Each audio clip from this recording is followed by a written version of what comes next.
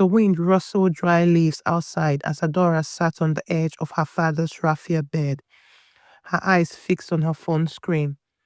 Adora, we need to talk about your father and what really happened. She read it 3 times. Her thumb hovered over the number. She called.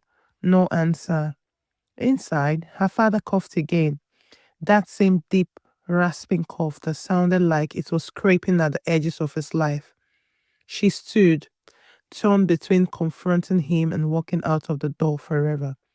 But she stayed. The next morning, the village moved around her like a whisper. Children played, chickens darted across narrow footpaths, but the adults, they watched. At the roadside kiosks, the old woman selling akara barely looked up. You be Chukwuemeka Pikin? She asked, narrowing her eyes. Adora nodded. Hmm, your papa used to be a good man, before everything. Before what? Adora asked, but the woman had already turned away. Back at the house, her father sat on the edge of his bed, hands trembling as he reached for his Bible. Adora, he whispered, you need to find your uncle, Ifai. He knows things I was too afraid to say. Her brow furrowed. Uncle Ifai? You told me he died during the war. Chukwemeka shook his head slowly, eyes heavy with regret. That's what I believed too, until I saw him 2 years ago, briefly. He's been hiding ever since because of what happened to your grandfather. Adora's chest tightened. What happened to him?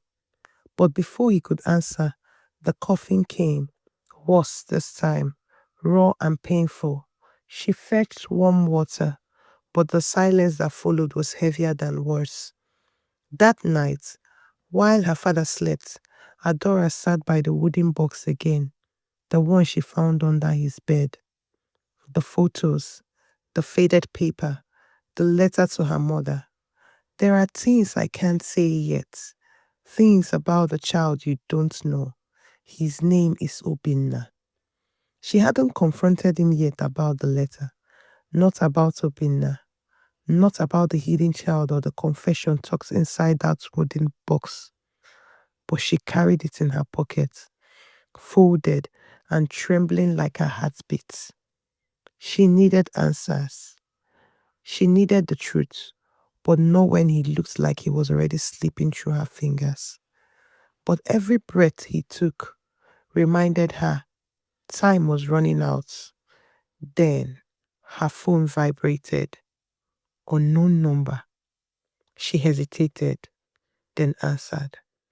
You are looking for Obinna, the voice said. Calm, male and deliberate. Adora's spine stiffened. Who is this? Someone who can help, but not over the phone. If you want answers, come to Enugu, alone. Click. The line went dead. He barely slept. At dawn, she scribbled a short note and placed it beside her father's bed. Her heart ached, but she needed answers. On the bus to Enugu, every sound felt louder. The hum of the traffic, the conductor's shouts, the woman arguing over change. But inside her head, it was quiet, focused. She clutched the letter in her pocket and her father's small worn notebook, the one where he wrote his morning prayers. That was all she carried. Enugu buzzed with life, honking cars, shouting voices, and glowing signs that lit up the chaos. Buses groaning to a halt, keke riders weaving through traffic, traders shouting, vendors shouted over burning suya stand, and gospel music blared from a corner shop. Still, the address in her hand anchored her. Number 18 Ifite Street. No questions, no police. Come alone. She found it, a narrow building between a tailoring shop and a half-closed booker. Plain, almost forgettable, but something about it made her stomach turn. She knocked. The door creaked open. A woman stood there, younger than she expected, maybe early 30s, with eyes that darted nervously behind her. You must be Adora, she said softly. Adora stepped back instinctively. Who are you? I don't have time to explain, but listen, Obinna is alive, and he's not who you think he is, and you're not the only one looking for him. Before Adora could ask more, a voice barked from inside. Ngozi, who is there? The woman stiffened. Go now, I'll find you. And the door shut. That night, Adora checked into a small hotel near the bus park. She couldn't sleep. The letter, her father's voice, the girl's warning, all of it played on a loop. At 3:47 a.m., her phone buzzed again. Another unknown number. Adora, they know you are here.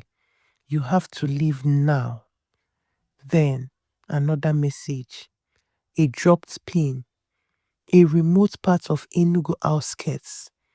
She sat still, her heart a heavy drop. This wasn't a search for her missing brother anymore.